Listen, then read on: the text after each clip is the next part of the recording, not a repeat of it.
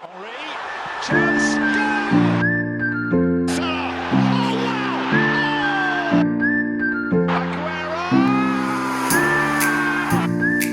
And Ronaldo! What a goal! Cristiano Ronaldo! Hello and welcome back to Football Addiction. Abdul's back. It's been a week. Martin's also back. I know you pointed it out last week, but you are back. Bro, it's just how you do them. Wow, Hey, bloody hell. I'm used to it now. It's It's, robotically it's implemented. habit, yeah. It's Yeah. habit. Anyways, we're here. What are we doing here? So, Premier League team of the season so far. So, given we're just ahead, probably 2 or 3 weeks ahead of 1/3 of the way through the season, I thought we'll do one maybe 3 times a year, and we'll see how this team changes. Say another 12 weeks down the track, and then at the end of the season. So, we're gonna go position by position. We'll each give our pretty much player that we think's been the best in his position for this year, and we'll go from there. All right. Good to go. Oh yeah, mate, sounds good. Fuck. All right. What happened, mate? Fucking hell, What? mate. This guy's daydreaming. Bro, mate, I'm just ready to sleep. Anyways, so in goalkeeper, I've gone for the Wolves keeper, Sa. He's just been incredible. I know, interesting choice, but he's had what, 5 clean sheets? Not bad, but when you compare to Mendy as well, but he's been very crucial for Wolves, and he's Yeah. been he's played such a key part, and there's a reason that they're not doing too bad at the moment, and that's because of him. He's saved them games. I can't disagree with that. He's been top notch this season. Even watching that Liverpool game against Wolves earlier this weekend, he kind of did show that class up until Divock himself. You know, the man, the myth, the legend. Yeah, I know. Yeah, well, they were very unfortunate to not come away with something in that game. Like I wasn't expecting Liverpool to pick up 3 points. Kind of felt bad for Wolves. I'm not gonna lie, but Yeah. yeah. In my goals, I've gone for none other than Aaron Blood Clot Ramsdale. Oh, of course you have, bro. Do you want to name the whole Arsenal squad whilst you're at it? No. I'll be honest. 6 clean sheets. He only started playing game week 4. He's tightened up. Not bad, yeah. Yeah, he's tightened up the defense at the back with his leadership, the confidence in goal, the saves he's making. Like, despite the defense being a solid, probably the last 2 games, probably not as much, but the defense has been really solid. And for him to keep on making save after save, miraculous save, really, it shows his class. I think he'll hopefully be England's number 1 by the time we get to the World Cup. And yeah, Well, Mendy was the other one, but I think that Ramsdale with that young defense in front of him kind of edges him for me, despite playing less games as well. So yeah. Well, it's sort of this morning you had Battle of the England keepers, but Rams are unlucky to concede that banger from Demario Gray. That was next level. Anyway, so in the midfield, I've gone for defense. I've gone 4 in the back line. So I'll start off with the fullbacks. I've gone Trent and Cancelo. I think of Cancelo more of a left back because that's what he's been featuring this season as. And my 2 centre backs, I've gone Rudiger, and this one is a tough one, but I've said Van Dijk. I wasn't thinking, but I was having a look just this season so far. I had to knock Diaz out. So yeah, Trent and Cancelo, for both of their clubs, City and Liverpool, they've been starting the attacks from the back. Key assists. They're just creating opportunities left and right consistently throughout the game, whilst whilst also doing the job at the back. yeah. What about you? Yeah, I mean, Cancelo's been in firing form. I think he's not even a left back, really. Naturally, he's a right back, but he's been, for me, the best fullback in the league this year so far by a country mile.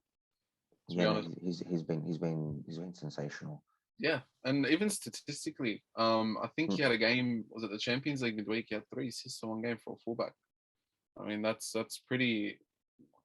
It's like there's midfielders haven't got 3 assists all season. You know what? These guys are single-handedly making the fullback position fun again. Because like back, when I was like around 10, 11, 12, no one wanted to be the right back, left back.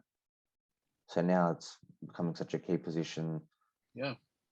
and seeing how like the game's changed dynamically, everyone's just, the fullbacks are getting involved a lot more.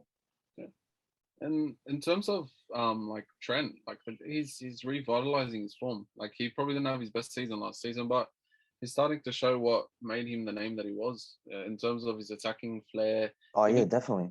even statistically, like if you go ahead and look at the stats this year for the Premier League, Trent is up there for assists again. Yeah, He's picking up where he left off 2 years ago, to be honest. yeah. And you know what? Like we've said it so many times, last season was a weird season for him because he didn't have his like the usual centre backs that we normally have, Yeah. and we were going through a disaster with defense anyway. So yeah, no, he's back. So yeah, in my two centre backs, I picked Van Dijk because I think we saw what Liverpool missed last year. So we've seen it now. There's been no like, well, there's been a massive differentiation in standard.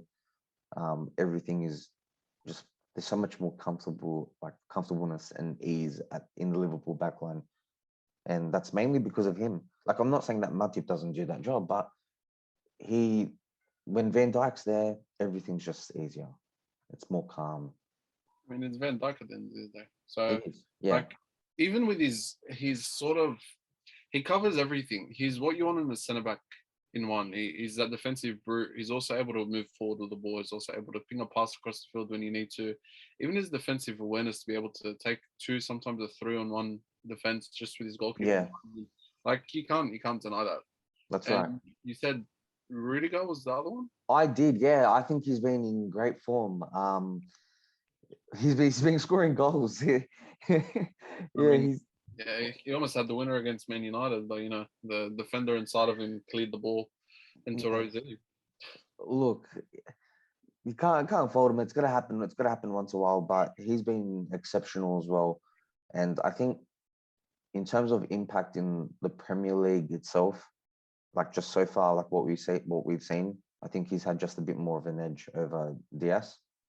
Yeah. So look, honestly, if I could have as many as I wanted, I would have those three because they clean it out. Yeah. But And I mean, it's tough in that spot.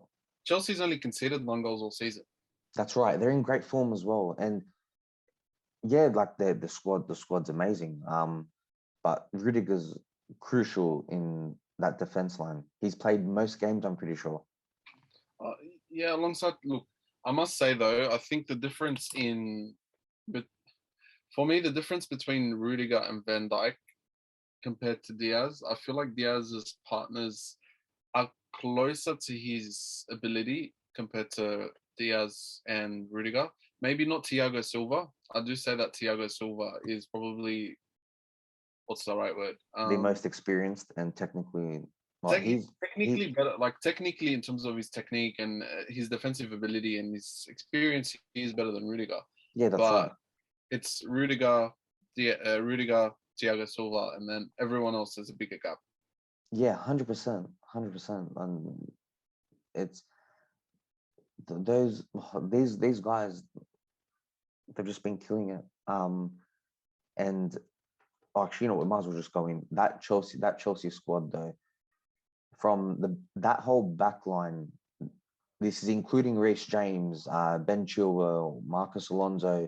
The back line has scored so many goals, which when that happens in the Premier League, it can't go unfaulted. Like That whole thing it goes noted, because especially in times when Chelsea are lacking attackers right now, and they've got their defenders scoring goals, so that's key. Yeah. Yeah, no, I can't disagree with you there. I mean, Chelsea's team is scoring goals all over the pitch, given the fact that they just signed £100 million striker and Lukaku, and then they've got, Mr. Goals himself, Timo Werner. yeah, Chelsea's a whole different animal. I think that the And loss against Adam, did you say Adam? animal. Oh, I think you said different Adam. I'm like, yeah, that's true. They are, but wouldn't take you for the science type. Look, no, I do think that they could win the league. I think that game against West Ham kind of exposed them a little bit and showed that, if you get at Chelsea, there is a chance because they are very, that 3-4-3 that they like to play can kind of hurt them as much as it can help them. And I can tell For you sure. now that a midfield two from experience watching Arsenal sometimes doesn't necessarily do you justice, especially against teams that like to go at you. Against the game against Liverpool and the game against Man United proved that for me. You kind of need that third person to sort of Yeah. support in that midfield. But the quality of player at Chelsea is just like you can't deny that. There's a reason why they're sitting 2 points off top of the table now, and they've been sitting top of the table for the whole season. But So even that top three pretty much takes out the that top three takes out most of the the team, lineup because it's it's the top three are different, like they're separated by 2 points, and then you got 4 points, a fourth place, I think 3 or 4 points behind, and the quality has just been second to none. Like every team that's picked up a point or salvaged something against the top three has been considered like great defensive game. That's how they go up against the top three. and we expected that at the start of the season. We didn't expect any more, any less. We knew that that's a three. It's a three-horse race this year. Yeah, Well, onto my defense. yeah. I did go Cancelo at left back. Hmm. Again, that's my superior left back. Not that he plays for Arsenal, but I think he's the best left back, or best fullback in the league right now. I went Van Dijk as well. I think that Van Dijk's quality, he's just poised, like we were talking about, like does him justice. You can't really deny that. I went throw a spanner in the works, and not just because I'm an Arsenal fan. Yeah. I went Gabriel. Okay. Interesting. Let me adjust this there for a second. And you're right. And wait, who was your right back? Rhys James. He's been on. He's another gravy man. Like that But that in terms of goal contribution, so like goals, you, assists. but Trent tops that. So what made you go Rhys James? His performances as well. Like you can't turn around and disregard that just because Trent's got 7 assists in the league. Rhys James is in on goal. He's in on the goals. He's in on the Yeah, assists. no, he's no, He's no, that's doing right. the Yeah. defensive shift. I don't think that personally for me, he starts ahead of Trent for England. Okay, I'm interesting. Interesting. We'll see what happens in the World Cup. Bear with us a second. What? Camera's a bit blurry. There we go. Ah, All right. So, I went Gabriel because ever since he's come into the Arsenal team, he's been an animal. yeah, He's been even though we signed Ben White for 50 mil, he's been the star centre back for us. He's kind of been that Van Dijk style centre back where he's kind of cleaning up defensively. He's being able to take on 2-on-1. He's been able to take the ball forward, ping a pass across. These last couple games probably haven't been his best, yeah. but from when he came back into the team, which was game week 4, I think. Yeah, something like Yeah, that. yeah. We went on that run, and he was a big part of that.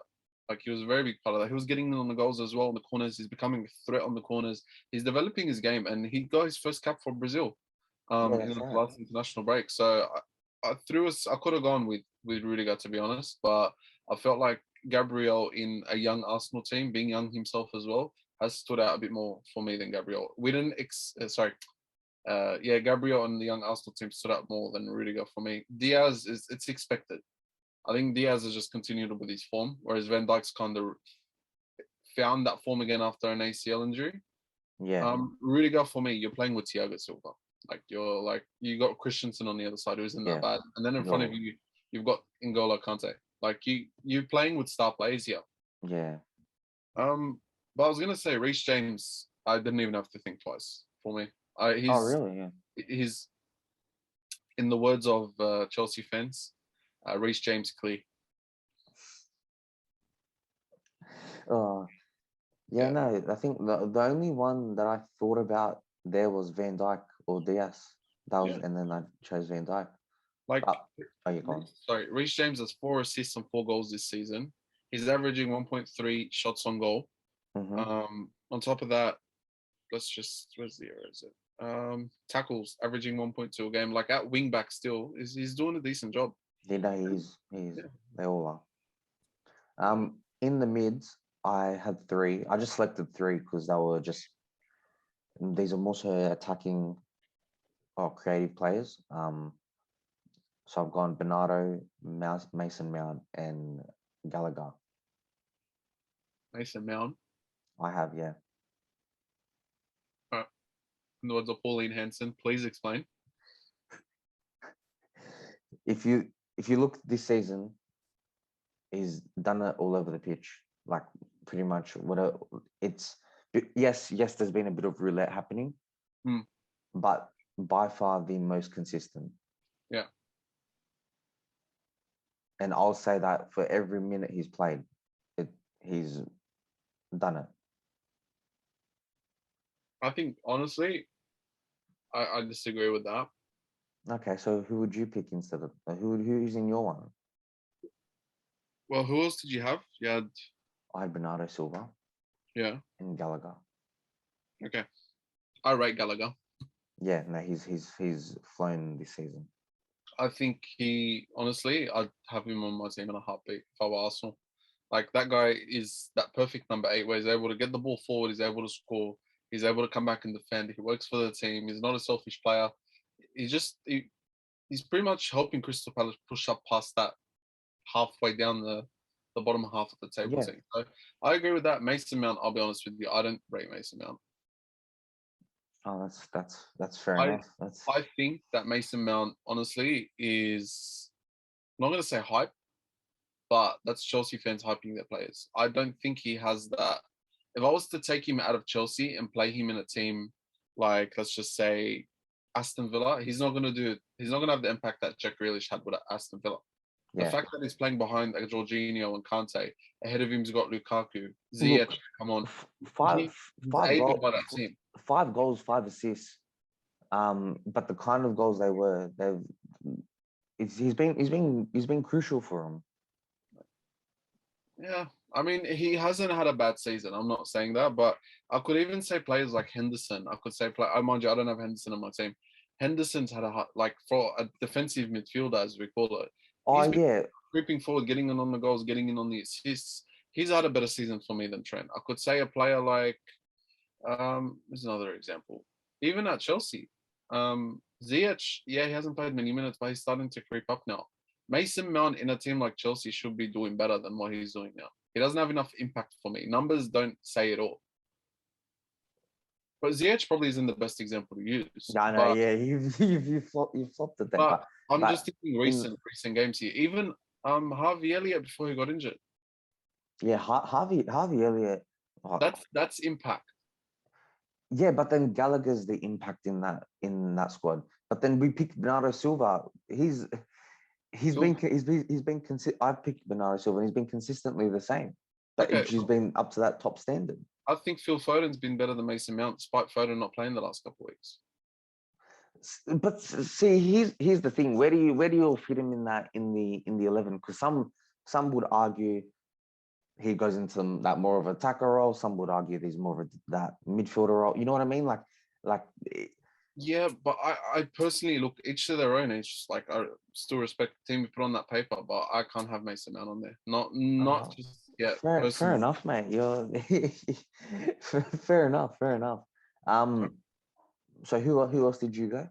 So I went a midfield 3. I went Rodri, I went Declan Rice, and Bernardo Silva. Well, Declan Rice, that is a good one. I did contemplate Declan Rice in that, and I chose to pick more attacker, like the attacking midfielders. I think Rodri's gone under the radar at Man City. You watch how he plays now. He kind of allows them to play as high up as they can. He starts to sweep. He's been getting in on the goals as well. Like he's starting to become the player they bought from Atletico. It took him a season and a bit, but he's built up a lot better. And his pace, like he used to be really slow, but even then his pace has gotten to be better as well. He's adapting to that Premier League pace. And he is, So, yeah.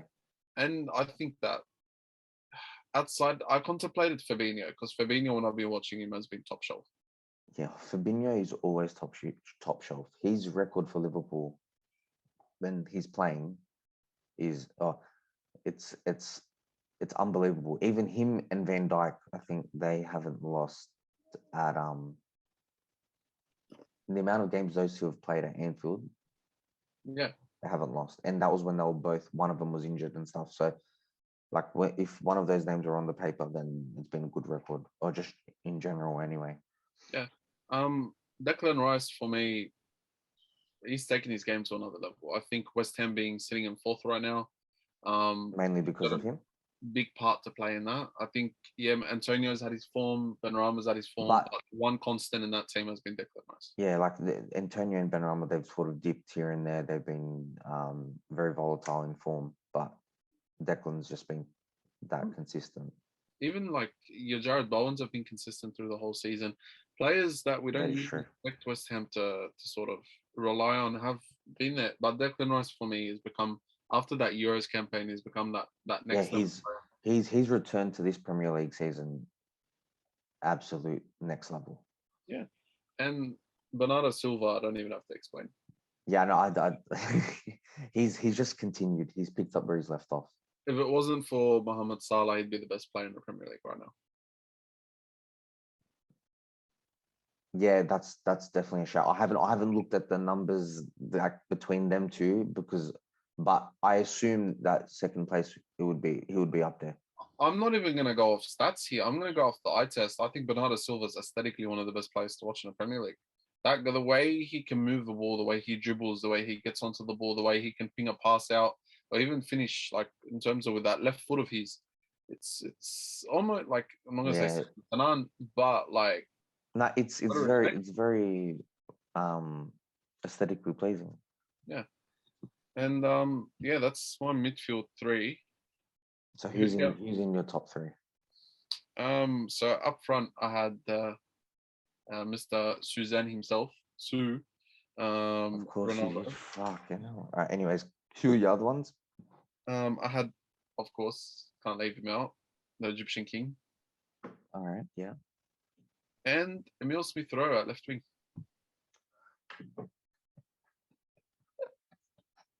All right, go on. Explain. Salah doesn't need any explaining. No. Salah doesn't. He's been top shelf. I don't think there's been another striker in the league that's been as consistent as Ronaldo, despite United playing like absolute butt cheeks. Well, over the last 2 weeks they've been all right, but Ronaldo with his let's have a look at his stats. So Cristiano Ronaldo's got 6 goals this year. He's got 2 assists. That's without the Champions League as well. He's averaging 3.6 shots at goal. He's getting himself involved into each game. And then even if you think about it, like, I don't know, if that wasn't Ronaldo, we'd be talking about, oh wow, look at this player, he's got 8 goal contributions, 15 games. If that was Mikel Antonio, we'd be buzzing.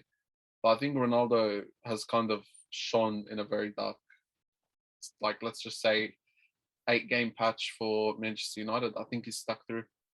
So Ronaldo's been on what? 6 goals, 2 assists, 2 and then assists. the Champions League has called him out quite a few games, to be honest. Him and David De Gea, they've kind of stood up for him. Okay. Onto the controversial one. Yeah. Why? Because of, let's just put it this way, he's still young. He's 20. He just turned 20, I'm sure. And I think that him getting goal, pretty much what the Arsenal fans wanted out of him was to add goals and assists into his game. Yeah. Which he's been doing that.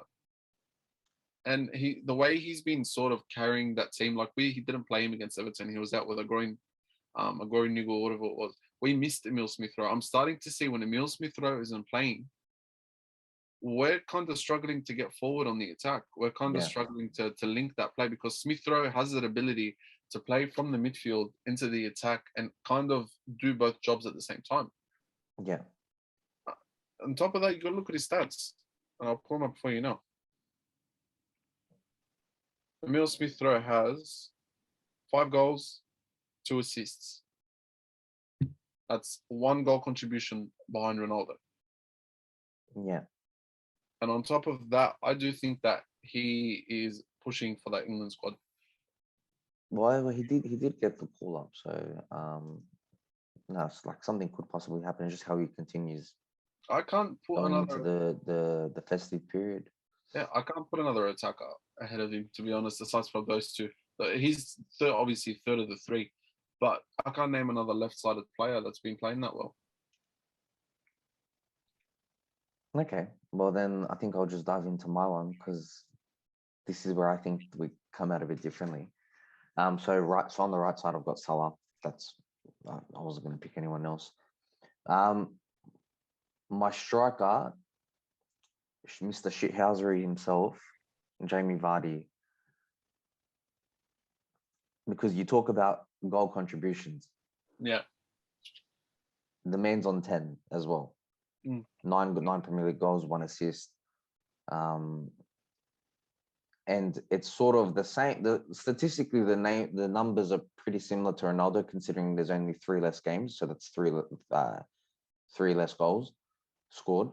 And he's also been playing midweek as well for Leicester. Yeah. Let me remind you, Ronaldo has been benched a few games. Quite a handful of games as well. So all right, bro. I'm not gonna start a Ronaldo debate. I'm too steep to start an argument because you can easily go all night about it. Even though I personally don't rate the man's standards, but anyways, I've picked Jamie Vardy because he's been sensational. He's come out for when Leicester have needed him, he's been there. And then my left winger, Heung-min Son.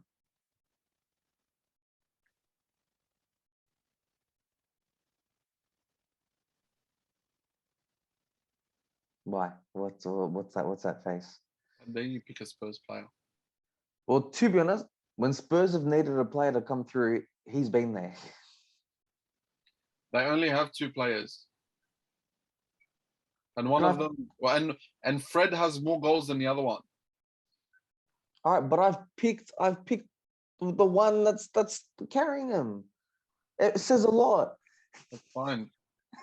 It's fine. It's okay. It's all right. Look, I know it's fine. I mean, you do you at the end of the day. Oh, But mate, I am. I've picked Heung-min Son. The guy is like I said, when Spurs have needed a player, he's been there. I think that's enough said in itself. it's fun. He can enjoy playing left wing back with Antonio Conte. He'll be playing centre back at one point, the way Conte plays. So yeah, look, the more you learn, the better. oh, definitely. I think Conte will help him. The way he made Lukaku and Lautaro Martinez kind of evolve into the players that they are now, it'll help his development. I agree, but I don't think he's been that influential in terms of the Premier League. Maybe for Tottenham, yeah, but I think for the Premier League, someone like Smith Rowe actually stood out more than humans on this year. You know what? I'm not even gonna go. I'm not even gonna go off statistics here. I think that if you're gonna eye test it, Smith Rowe is definitely, you've heard his name a lot more than Son. Tottenham have had quite a bad patch. See the thing with that though is it's also the games that we're watching, but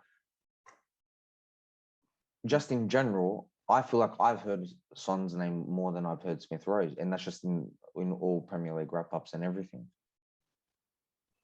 Even other pundits mentioning it as well. You know truly well that is not true. What?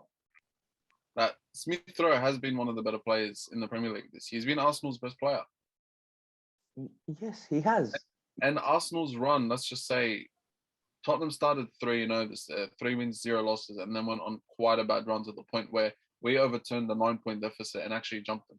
I think so then are we also so then it sounds like we're excusing the fact that we're letting the top, so it's just the top 5 haul it through. Yeah, top 5 teams have generally scored more goals than the rest of the other 15 teams. Of course, I agree. Yeah. But what I'm trying to say here is that when you look at it, you look at, for example, that patch that Arsenal went on, Smith Rowe stood out scoring goals and getting assists, whereas Heung-min Son was, getting Tottenham through games at 1-0. I'm pretty sure he scored 2 out of the 3 games.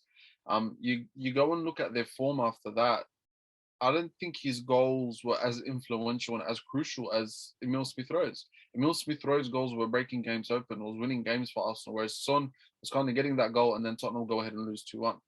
Smith-Rowe was carrying that game and going ahead and kind of, let's just say, putting Arsenal on his back, whereas Son was just contributing to that, let's just say, loss that Spurs have had. Yeah, but also then if we're also comparing to the run that both teams have had, then who's had an easier run? I mean, you can't say Arsenal have had an easier run than Tottenham.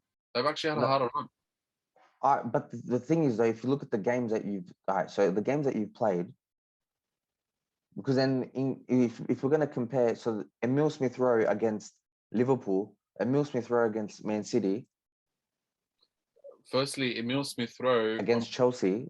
Yeah, blank. Emile Smith-Rowe, I'm pretty sure, if I'm correct, might have played the first game, but I don't know if he played the other two. The second thing, Spurs have had their main team for quite a bit of the season. That's right, yeah. Those first three games for Arsenal were very deceptive. Very, very deceptive. Yeah, we played Kolasinac at centre back against Man City at the Etihad. That's not the conversation right now, though. The conversation right now is Emile Smith-Rowe. When they played head to head, Emile Smith-Rowe actually got the better of Tottenham and Son. Son was he did do brilliantly in that game. He did do brilliantly. That was probably his best game of the season.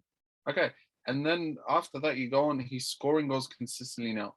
I mean, he's taking his chances. He's breaking games open. Whereas Son, yeah, we expect that from Son because of the quality of the player that he is. But I don't think it's getting Tottenham to places. I think the way Conte plays now is going to help Tottenham. It's going to aid Tottenham. Whereas so Arsenal, the fact that I think Spurs now will be more dependent on the whole team playing in terms of the system and setting up. It's more so Conte and his mastermind. You go watch a lot of Arsenal games. It's dependent on certain players standing up. It's dependent on certain leaders standing up. And Emile Smith-Rowe starting at the age of 20 to become that player that's standing up consistently for Arsenal. No, he is. It's great. Influential eye test and statistics. I think Emile Smith-Rowe outdoes Heung-min Son. Statistics incorrect.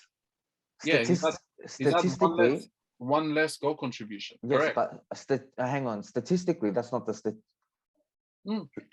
through every metric possible. This is through passes, through shooting, through tackling. Heung-min Son has come out 12th best in the Premier League so far. Yeah, no. Whereas whereas Smith-Rowe ranks at 31. I know, but you got to look at the system that's been played and where they're playing.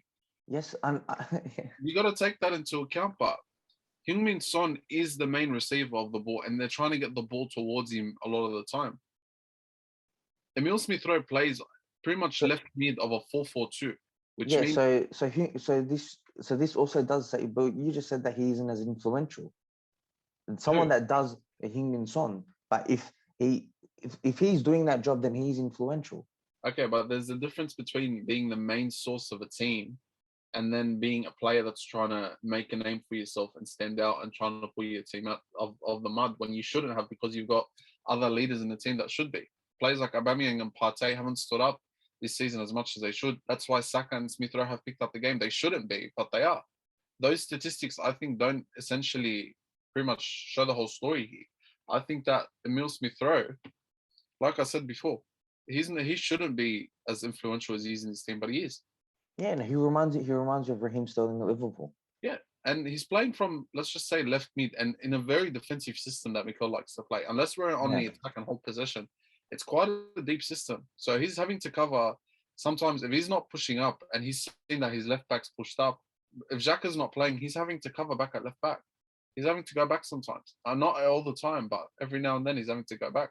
But he's kind of getting himself involved from a very wide position. Whereas Son is centric of the system that they play, especially now that they switched to that sort of 3-4-3.